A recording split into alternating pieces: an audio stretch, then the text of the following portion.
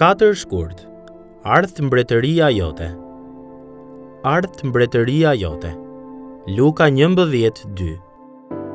Mbretëria e Perëndis është shumë e ndryshme nga çdo mbretëri toksore që ka ekzistuar ose do të ekzistojë ndonjëherë.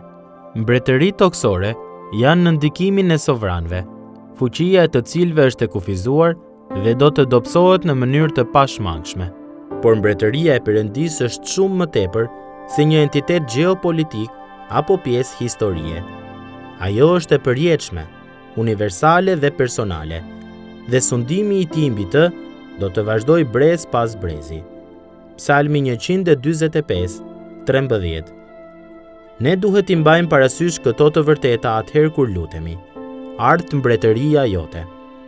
Kur ndjekim shembullin e Jezusit dhe lutemi kështu, një nga gjërat që kërkojmë është që sundimi sovran i Perëndis të vendoset gjithnjë e më shumë në zemrën dhe jetën tonë.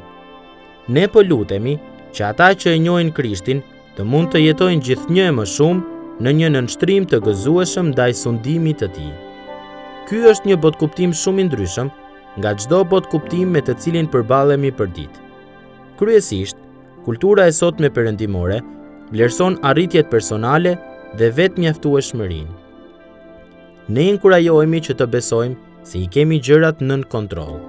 Por kur mbretëria e Perëndis vjen në jetën tonë, kur lutemi që Jezusi të zër vendin e tij që i takon mbi fronin e zemrës sonë, atëherë ndodh një revolucion.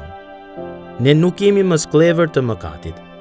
Mbreti i krijimit banon në jetën tonë dhe fillon të na përshtat me shëmbëllimin e birit të tij. Romakëve 8:29. Kur lutemi kështu, fryma e shenjtë na shërben duke e vendosur sundimin mbretëror të Perëndis mbi çdo dimension të jetës sonë. Megjithatë, kjo nuk është e gjitha.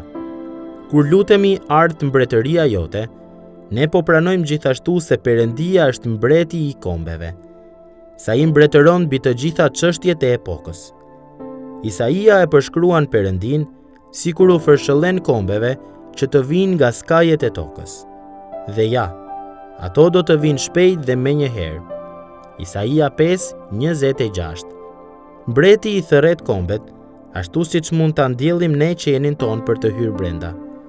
Kur ai fërshëllen, ata vrapojnë për të zbatuar urdhrat e tij.